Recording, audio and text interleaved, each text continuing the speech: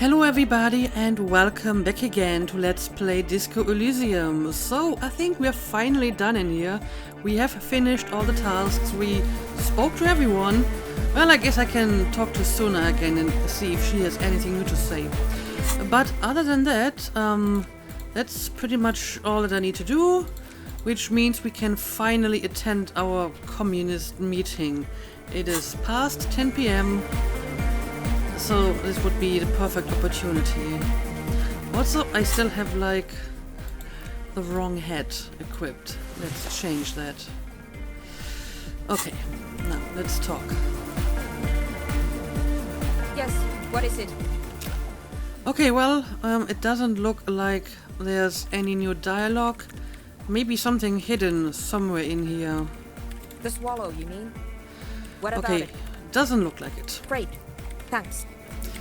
So, I guess I'm just going to leave you behind. You can just party on.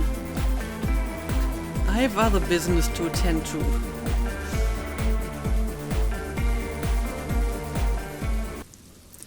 Now, let me have a quick look at that quest again.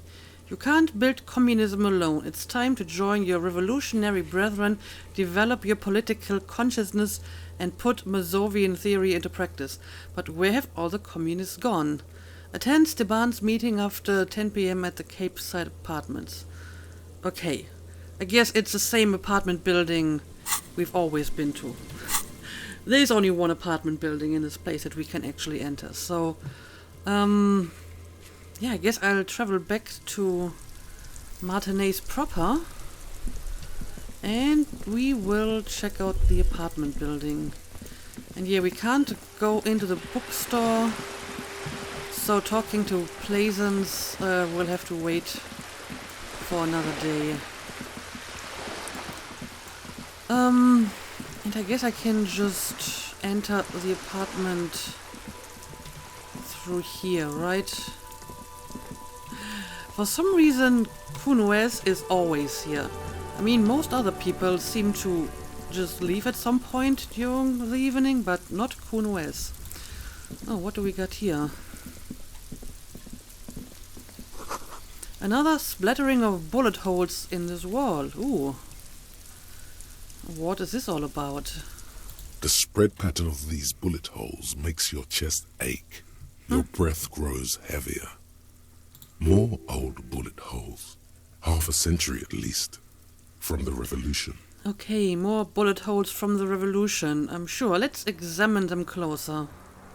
You peer into the faded marks in the stone. They peer back like an endless row of tiny black holes. Sweat starts trickling down your brow. Your chest feels tight looking at them. It's closing in, caving in, ever tighter. Your breathing grows even heavier.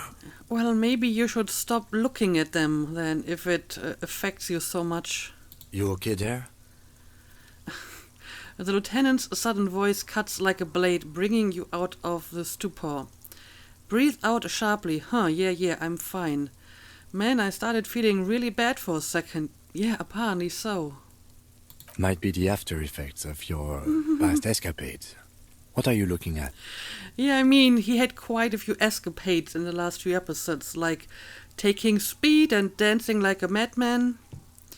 Yeah, these bullet holes look like the bullet holes we saw before. Bullet holes generally look the same, so probably. But you're right. More old bullet holes from the revolution. Well, what he probably means is that they look like an execution, like the ones at the other building. Man, how many people got shot during the revolution? Figured as much. Well, probably a lot of people. Plenty. Plenty indeed. Okay, well, there seems to be another orb I can investigate. You hear the sound of running water. Someone's washing dishes. Well, I guess the crypto-fascist has returned to his apartment. Can I enter? The door is closed again. Nothing to do here anymore. You hear someone inside, walking from room to room. Whoever lives here must be back home. Right. So, no reason for me to go inside here again. So let's go into the apartment building instead. And let's look around. Where could that communist meeting be? I mean, I would have thought it's maybe in this room because of the Mazov statue over here, but it doesn't look like there's any meeting here. Well, this one's pretty empty as well. Maybe she can tell me. Give me a moment. Do you know anything about a secret meeting that's happening tonight? Well, I can ask her, but now that I think about it, since it's secret, she probably doesn't know. What? No. Nobody tells me anything. Alright. Would she understand if they did?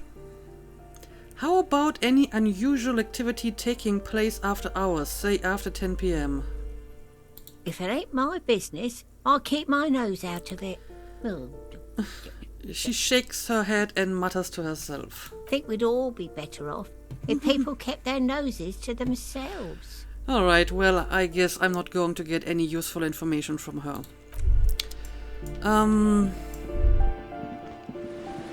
I mean, we have some doors on the outside as well, so... Let me check that out again as well. Right, to the balcony.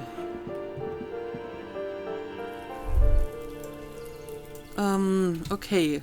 This is where the working class woman lives. This is where the man on the balcony lives. And there isn't really any other door around here. Yeah, this is like the outpost where Renee used to work, right? But it's a long way to actually get there, so... It seems very close, but it isn't. Okay, well... Where could it be?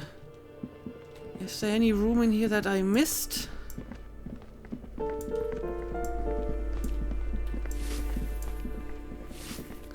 Balcony exit. Do we have any more rooms on this side? Alright, we have like another door over here. I kinda remember that. Also, do we want to talk to Cindy again? Hello again, officers. Have you come to admire my mural? Apparently she doesn't have any new dialogue, so never mind. Yeah, I think this was just like Cindy's room, but let's check it out to make sure it isn't where our meeting is. No, it doesn't look like it.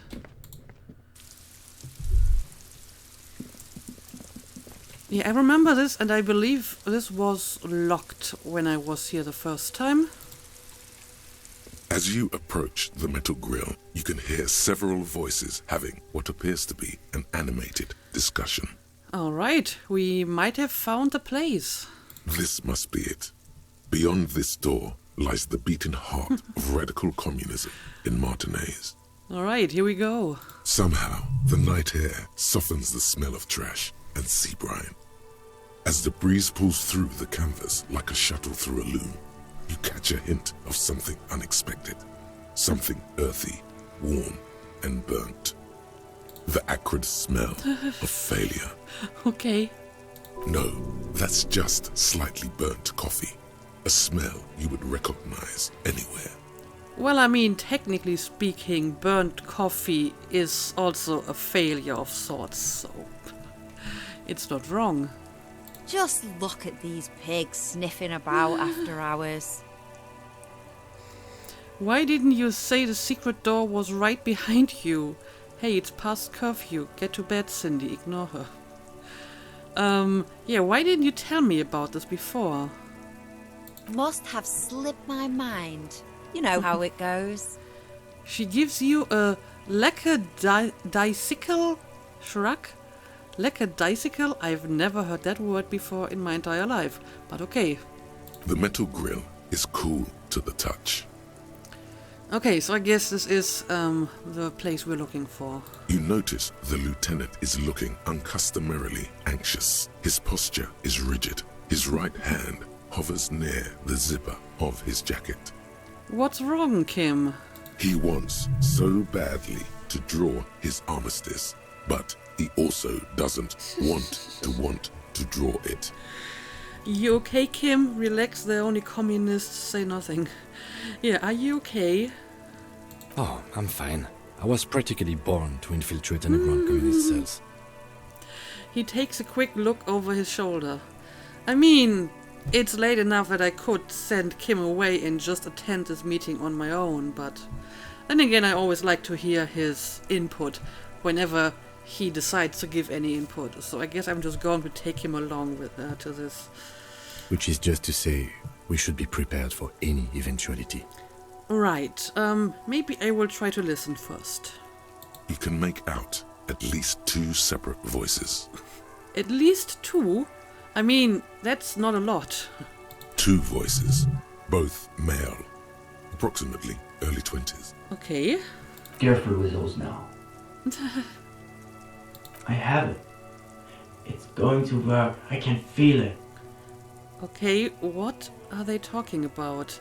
Either way, I guess I will bang on the grill. The clang of metal reverberates all along the scaffolding. The voices coming from the other side fall silent. Who's there? Is that you, Maurice?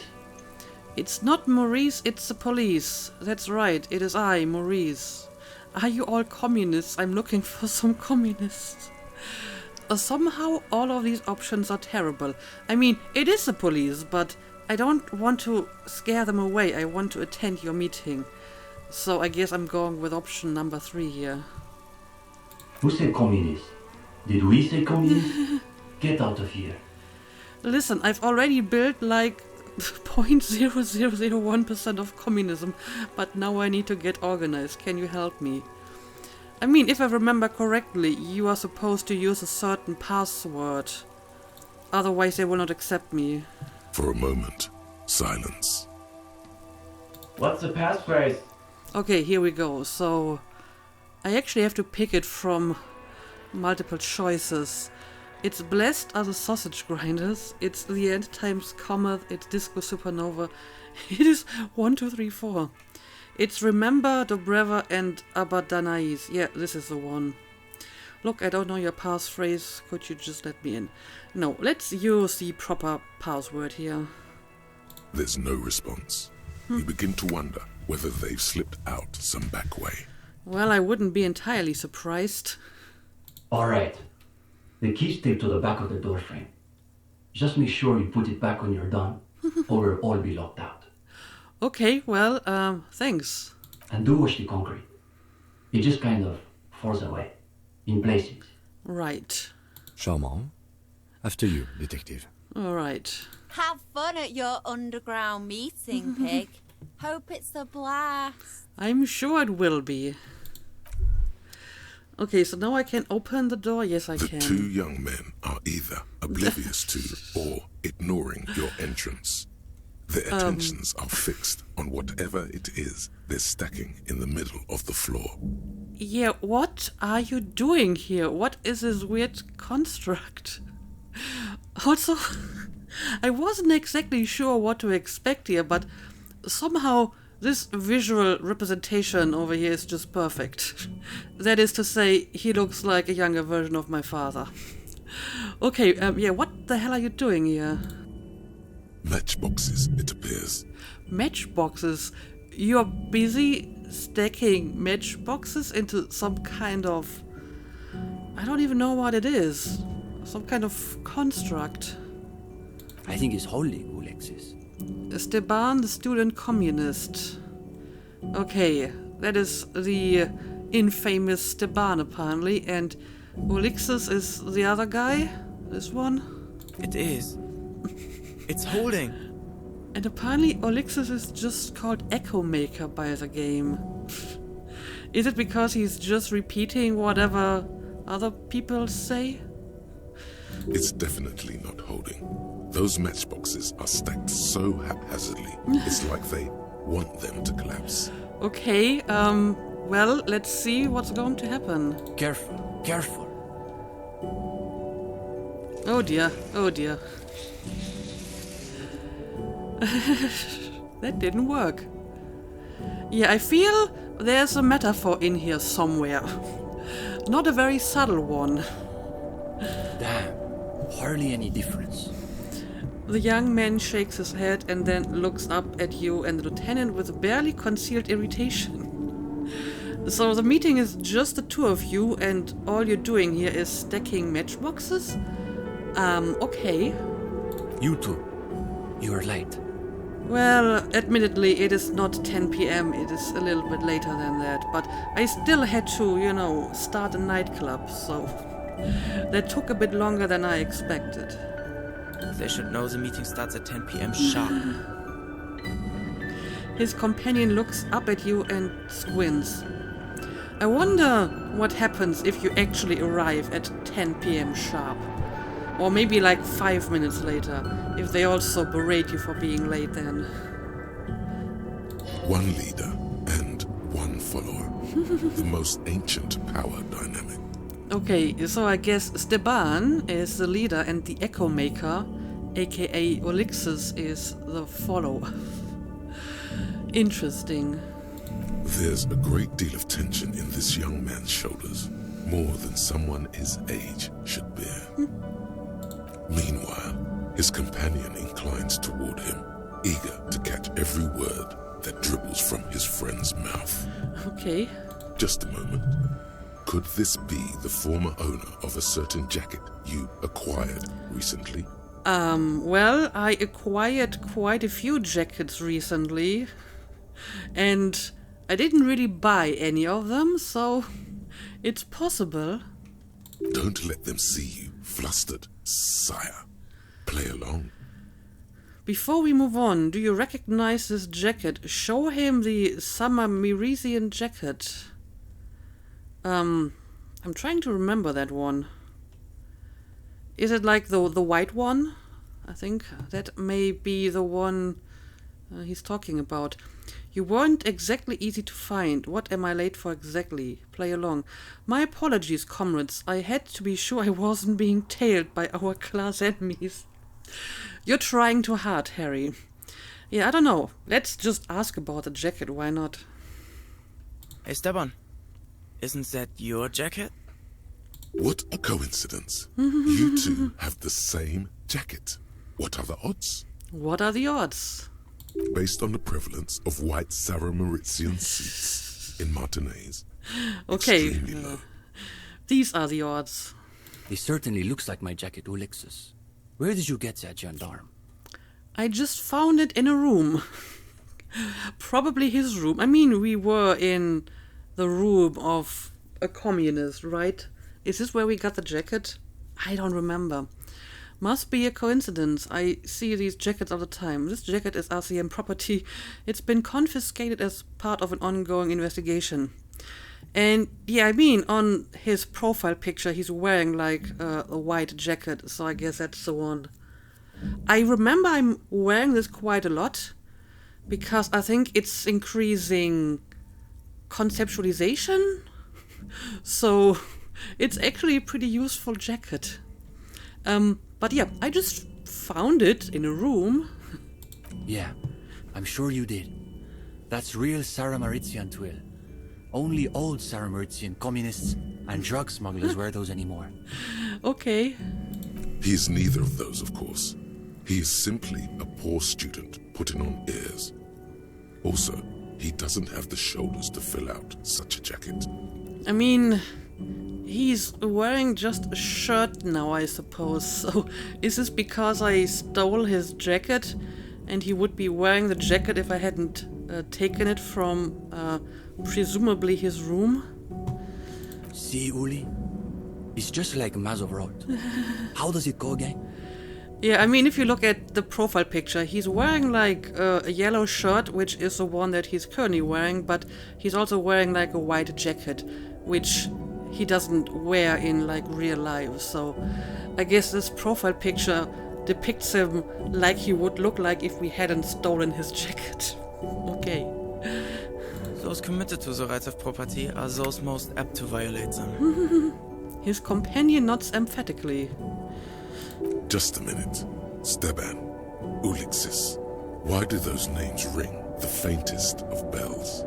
I do not know, because I'm terrible with remembering and recognizing names.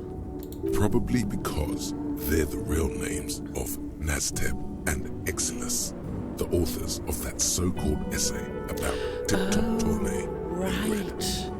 I remember that essay. So I guess they wrote it. Yeah, that makes sense. You should get to the bottom of this when you have the chance. I guess I will try.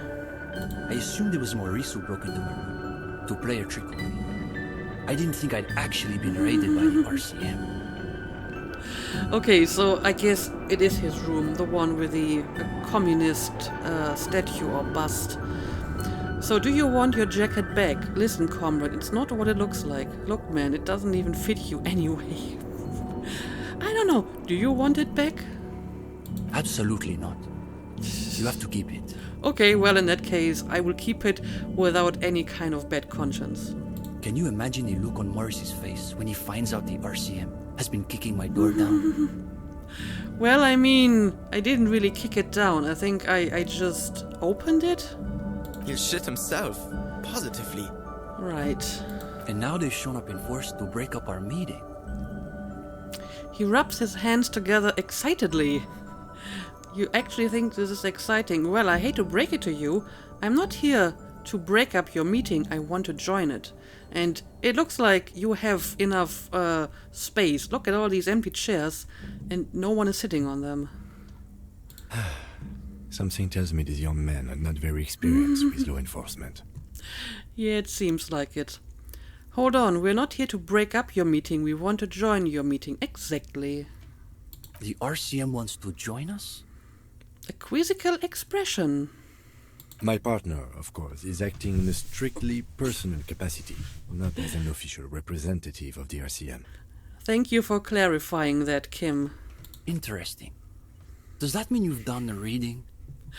Kim is kind of my disclaimer guy. He's always giving disclaimers to make sure that I don't get into any problems. Anyway, what kind of reading are we talking about here? Uh-oh. No one said anything about reading. You'll just have to wing this one. Just wing it. The reading, yes, I've definitely done that. What is this reading? I thought this was a revolutionary group. There must be some misunderstanding. No one mentioned any reading. Whisper, Kim, did you do the reading? I don't think he did. Yeah, what kind of reading exactly are we talking about? Yes, a revolutionary reading group. The most ideologically advanced materialist reading group in Martinaise. But it sounds like that's news to you.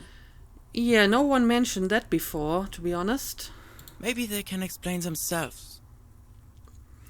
What exactly are you two doing here? What were you doing with those matchboxes just now? That's a good question. Do I know you two from somewhere? That's enough for tonight. Will you still be here if I have more questions? Yeah, what exactly are you two doing here? In the most generous sense, I would say we're cultivating revolutionary consciousness. That is very general indeed. Yes, that's probably the best way to describe it. But more specifically, we are running a reading group. The most rigorous and theoretically advanced materialist reading group in Martinaise. A reading group. Okay, well, this is not exactly what I expected here. Comrade Steban is a great discussion leader. One of the best at the university. Right. But I mean, there's no one to discuss with. It's just the two of you and a bunch of empty chairs. It's obvious they take this group of theirs extremely seriously. Whatever you do, don't compare it to a common book club. Oh dear. Okay, I will not compare it to a common book club. Is this where I can square off in theory combat? Sounds like a place for intense intellectual engagement, exactly my kind of jam. Sounds like just a regular book club. Well, I hope it's a place for intense intellectual engagement. That's our whole thing. World is so shallow, all noise and repetition. We're interested in genuinely radical critique. Right. Precisely. We are not interested in senseless parroting. We like to read critically. Says the person who's called Echo Maker. Within the contours of Mazovian historical materialism, of course. I didn't realize they taught radical Mazovian theory in the universities. Okay, so what does your reading group actually read? I think I get the idea. Let me ask about something else. Yeah, do they actually teach that at universities? Huh. As though you can call that problem teaching. One thing you learn quickly at university is that you're not going to find a real education in any lecture hall or discussion seminar. We are post-attendance, basically. Post-attendance, so basically you're not attending anymore. Exactly. The only worthwhile part of the so-called École Normale de Recherche is the library. That's where we've made our greatest critical strides. Okay, well, fair enough. Kim, can we arrest these kids for truancy? But that would kind of ruin our communist meeting. But yeah, tell me more. What exactly are you reading here? We study all the foundational texts of Mazovian theory, of course. Just last week we finished the second volume of Puncher and Watman's Innocence of Capital. Truly extraordinary. I will take your word for it. And before that we spent 6 weeks on State and Plasm. State and Plasm? For some reason, the word plasm catches in your ear like a piece of old wax. Okay. Uh-oh. You can feel your attention span rapidly deteriorate. Let your mind wander. Force yourself to keep listening. No, I came here so I kinda have to pay some attention to this, so let's keep listening. We've also read Wertmüller's The Megastructure of History, and before that, Real and Reality. Communist theorists love puns, in case that wasn't obvious. Apparently. Hablars une pain infernale. The original Fisdale translation, not that watered down revisionist garbage. Of course, I wouldn't expect any less of you. These two deserve the Order of Honor for bullshitting. There's no way they've actually read all this stuff. Well, I mean, I can't really test that, because in order to test it, I would have to read it myself. Obviously. Obviously, he's not. But, of course, our special emphasis is on the theories of Ignaz Nilsson and his followers, especially the inframaterialists. Inframaterialists? And what exactly are these inframaterialists? You're not familiar with them? It's pretty advanced stuff. You may not be ready for it yet, gendarme. The two young men exchanged skeptical side glances. Okay, well, but then who's this Ignaz Nilsson guy? Only Krasmazov's most trusted lieutenant, the evangelist of the revolution, and the founding father of the People's Republic of Samara. Okay, I guess I should really know this guy if I want to be a communist then. It's hard to overstate how unimpressed he is that you've never heard of this world historical individual. I guess it is unimpressive, and Encyclopedia failed this skill check. Yeah, you haven't really contributed much to this conversation so far, Encyclopedia. He also happens to be the greatest communist theorist after Mazov himself. It was Nilsson who first postulated the existence of ideological plasm, which forms the basis of inframaterialist theory. Those words again. You've got to find out what this inframaterialist stuff is all about. Yeah, I probably have to. Whatever it is, one thing's perfectly clear. These young students have a much deeper understanding of communism than you do. Alright, well, I'm not surprised, because I haven't really looked into it that deeply so far, right? You could learn a thing or two from them. If you can convince them, you're one of them. Alright, but how would I do that? The young man sighs. His companion looks about furtively. Did this reading group have anything to do with the lynching? Where's the rest of the reading group? What were you doing with those matchboxes just now? Do I know you two from somewhere? Is the reading group accepting new members?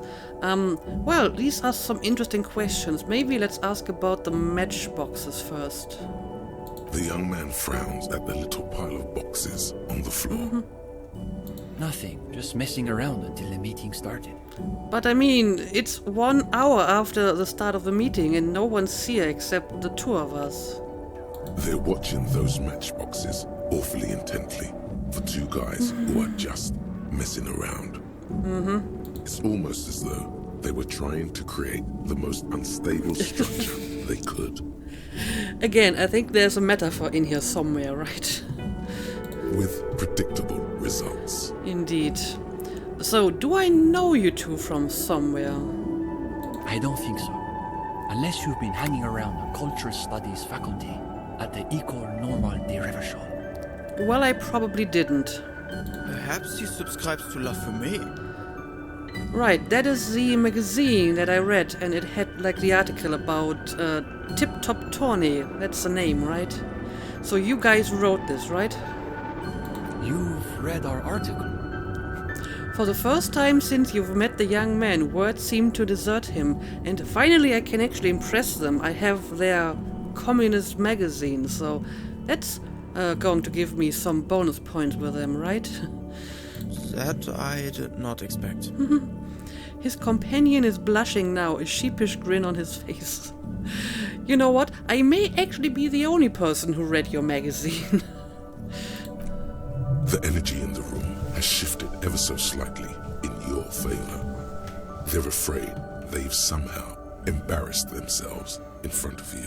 Alright, that certainly gave me some bonus points here. Well, don't keep us on tenterhooks. What did you think of the essay? Time to meet these two on the intellectual battlefield. Why don't you show off those highly developed critical faculties of yours?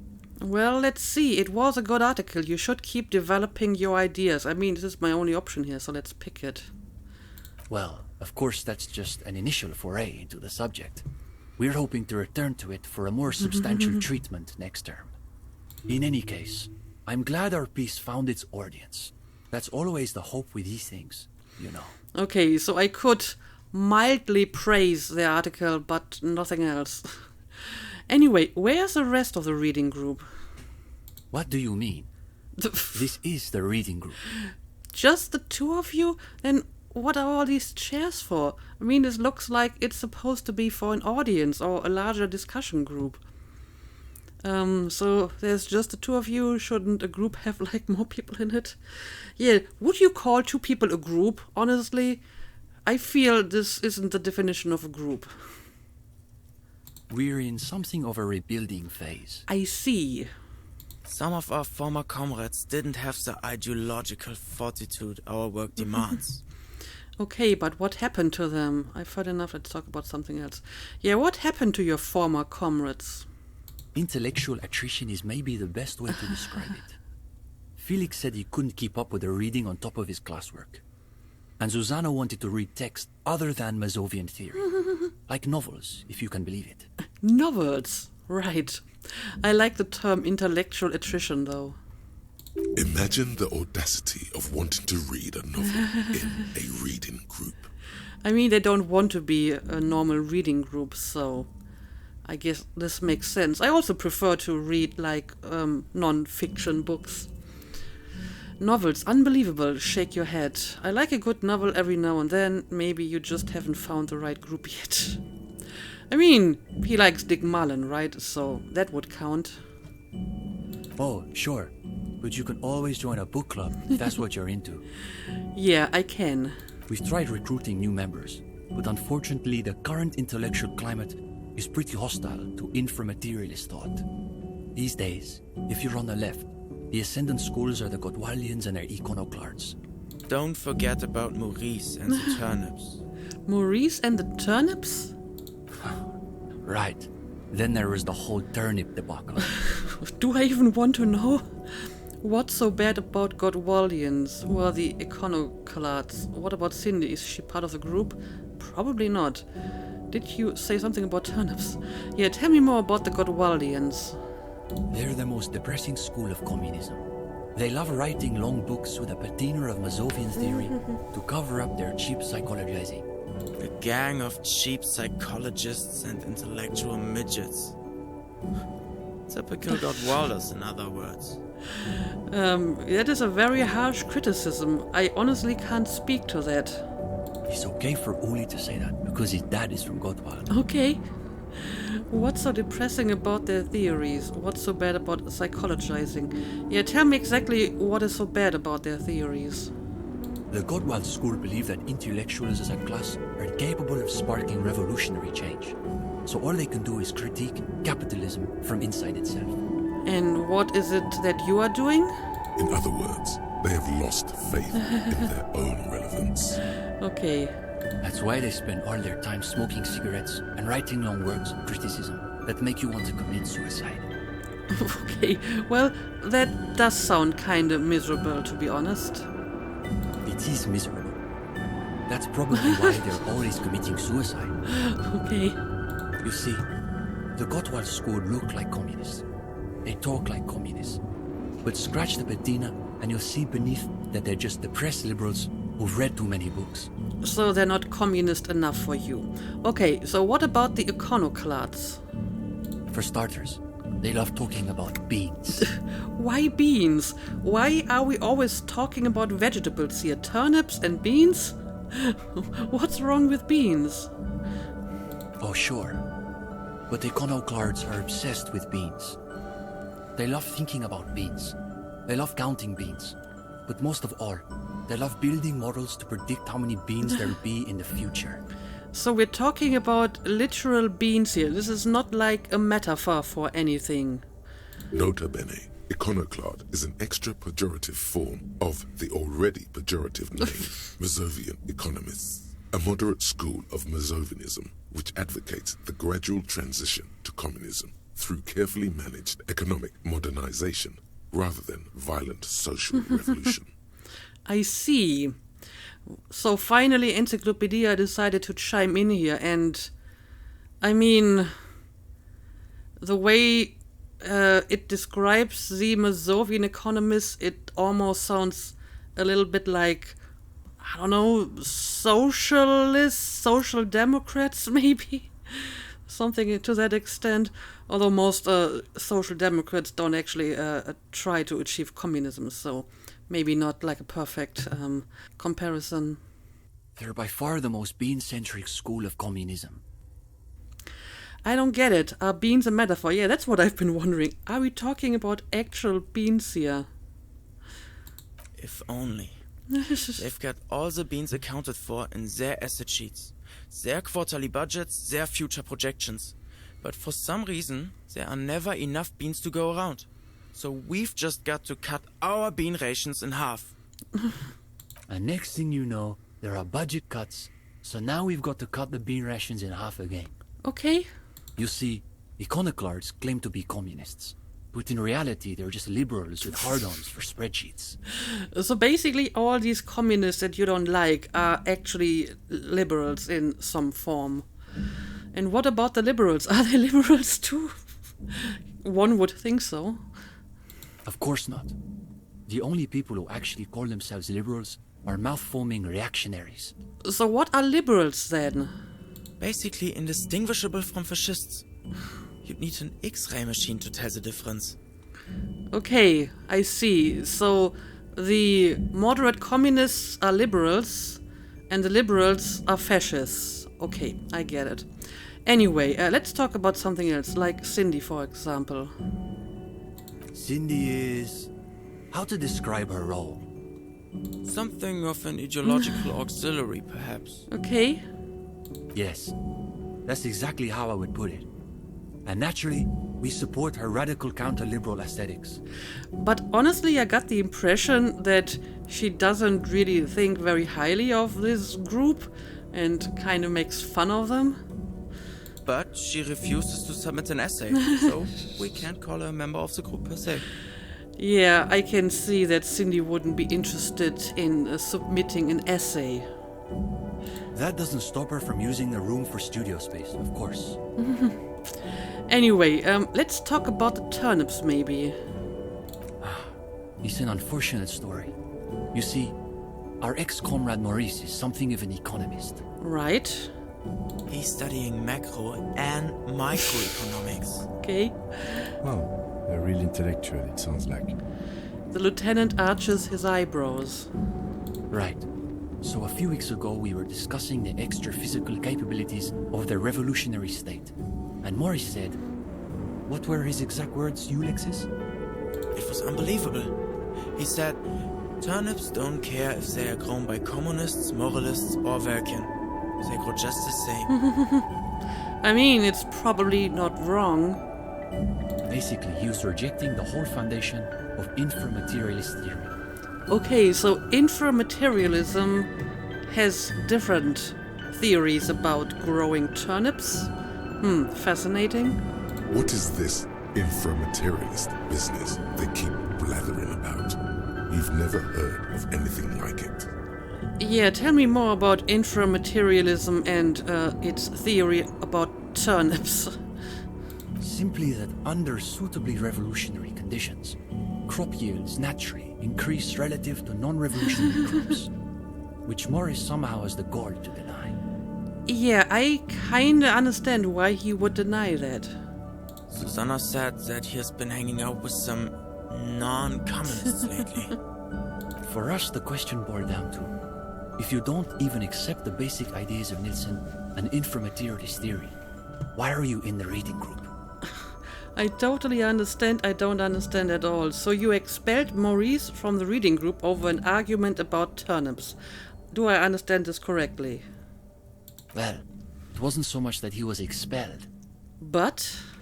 He just quit coming. We haven't seen him around for weeks.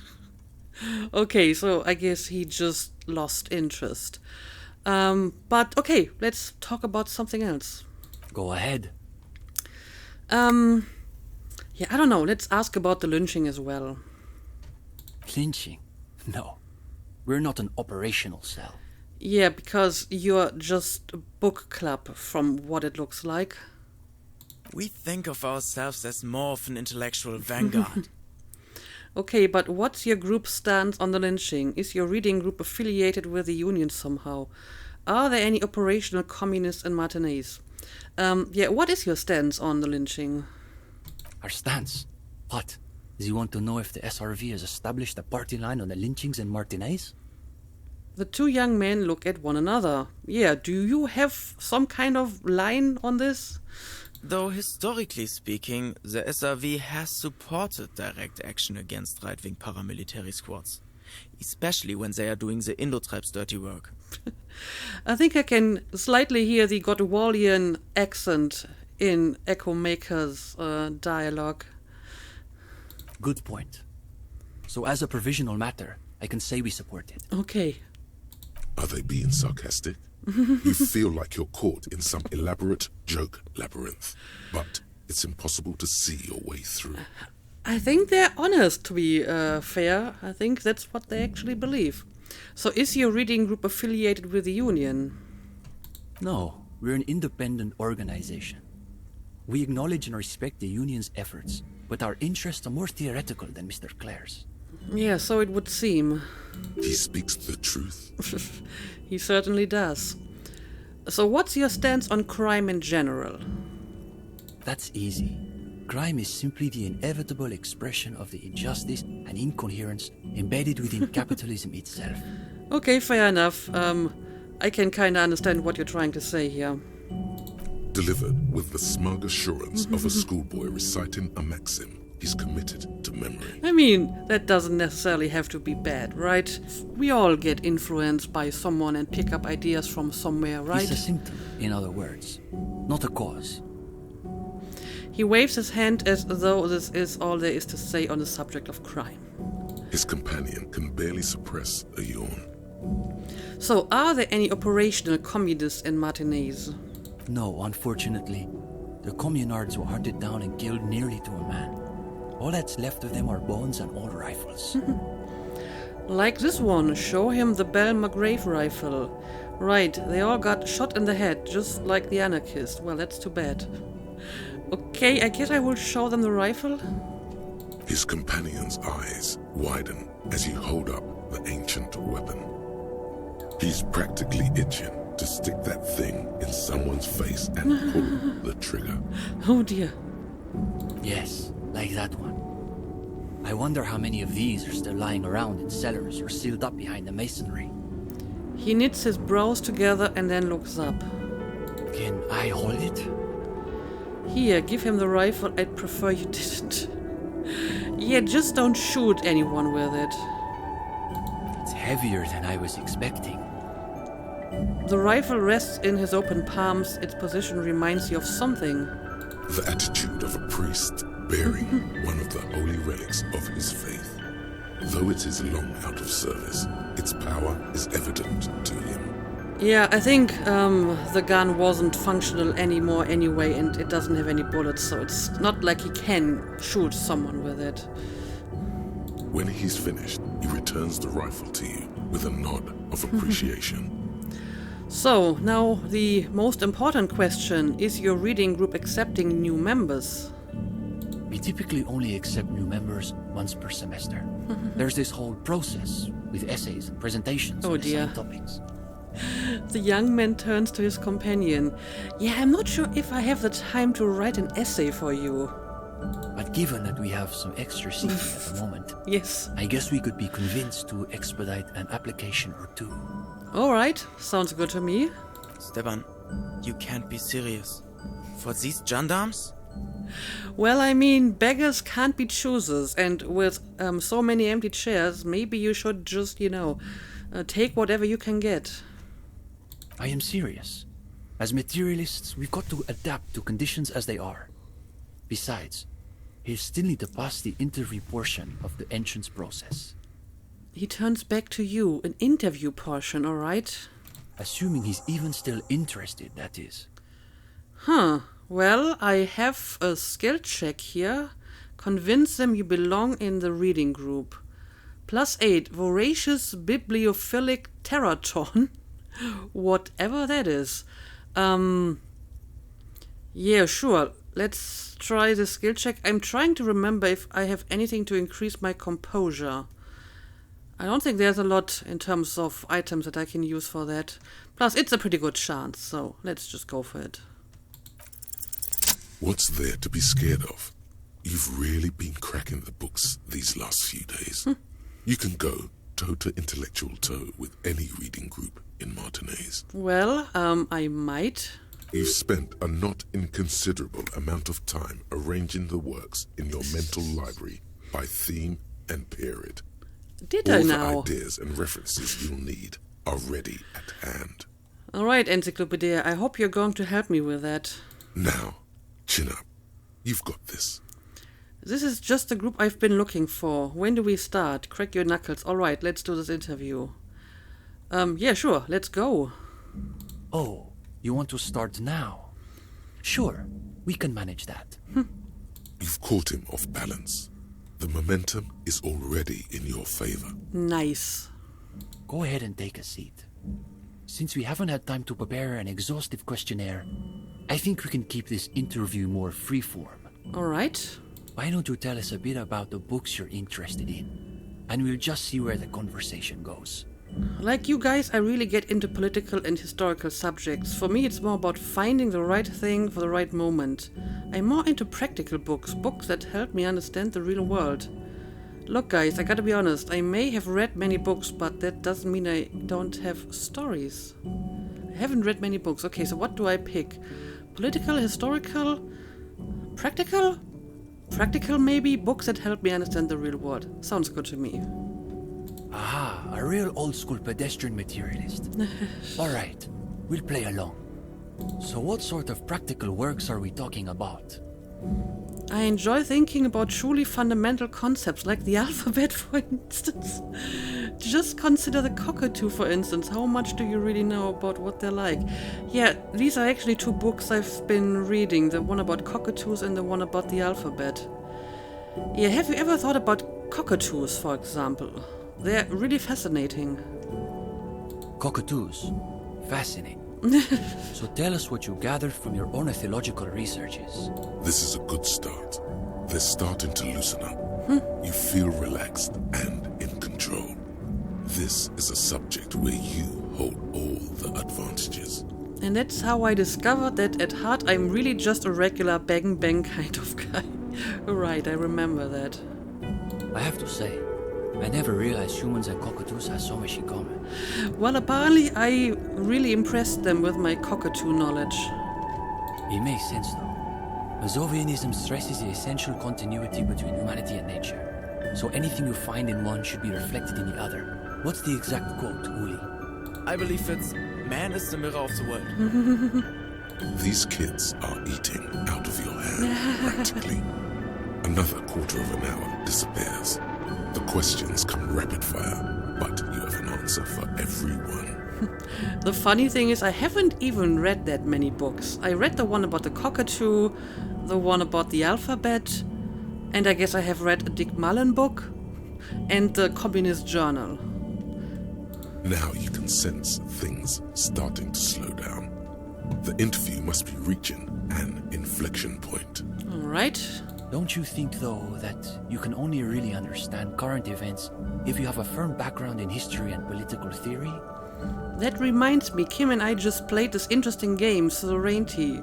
Listen, books are fine and all, but to be straight with you, there's no substitute for a real story. So apparently playing the game counts as well. Yeah, I did that. Oh, right. We've been meaning to try that out. Now's your chance to end this interview on a high note. Soon you're engaged in a thoughtful back and forth about the relationship between theme and mechanics. Best of all, your arguments are liberally seasoned with references to particular historical events and personages. Nice. But then my issue with these historical cue pushers is that they offer the illusion of subjectivity even as they reinscribe the logic of colonialism itself. Though I'd love to hear your take on it. For me, games are mostly about spending time with a partner, but by allowing players to recreate historical events like the introduction of cocaine to Safre, doesn't it force them to question what subjectivity means in a ludothematic context? I thought it was pretty fun. No need to intellectualize it too much. Honestly, in this situation, I think I want to intellectualize this, and this sounds very good. Interesting. So you're saying that in a certain sense the game plays the players as much as they play the game? Well, maybe I did say that. Then what does that make the game designers? Superstars, malevolent deities, just people working a job like any others. Probably. Anyway, we also enjoy a good board game every once in a while. The other week, Ulixes and I tried this new one where everyone is competing to manage their own zone of ecological catastrophe. You should see the components. Nice. The irradiated waste tokens have this great metallic ochre sheen. That sounds very interesting. In any case, I think we've heard enough. We could use someone with your perspective in a group, with just a bit more theoretical foundation. I think you'll be making real contributions. That sounds very good. Yes, I would say he's got serious potential at least. All right. And with that, welcome to the most ideologically advanced materialist reading group in Martinez. Here's your first assignment. It's an overview of inframaterialist theory. A little basic, as you'll see, but one has to start somewhere. I'll add it to my very extensive reading list. Yes, I will totally do that. You're going to fit right in, I think. Come back when you're done. We'll be here pretty much every night after 10 p.m. All right, well, I guess that's what I will do. Do be sure to take your time with the reading. We'll be eager to hear your thoughts. All right, thanks a lot. So it seems that I rather impressed them with my reading knowledge. Let me quickly have a look at this thought before I finish this episode. Wow, so someone's been a little boring. What do you mean? Yes, my standard liege. Someone's seen all sorts of wild ideas pop off and thought, I'll take the boring one. The regular, please. The brown. Okay, apparently I just got another point for boring cop. I'm not exactly sure which of all these options that I just picked was the boring one, but fair enough. I like brown, I like standards. Look, I'm trying to do my job, no need for extravagance. What is this? Picking on me for not being crazy enough? That's the least of my concerns. I don't know, Kim, what do you think? Am I boring? You?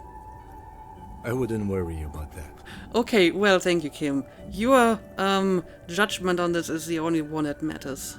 See? You're so regular and vinyl brown. He doesn't even want to talk to you about it. I'm pretty sure that's not what he meant. I'm certainly not boring. No need to be defensive. The regularity, the brownness, the cut and dry have their appeal. A very standard appeal. And what if I'm just trying to do my job? Of course you do. Let's get right to it. My lord's coppo type is regular cop. I'll let everyone know. I'll send out a telefax. Wait, this will be my copper type? No, I mean, I have a lot more points in other copper types. But again, I will just opt in and then probably not internalize this one. Done and done. There we go. No actual communiques will be sent, of course. That would be too dramatic. It most certainly would. Okay, so it looks like we have a bunch of stuff to look at here, and we just got a book that we have to read. But since the episode is once again getting very long, we will do this in the next episode. So as always, thank you for watching, and see you again next time.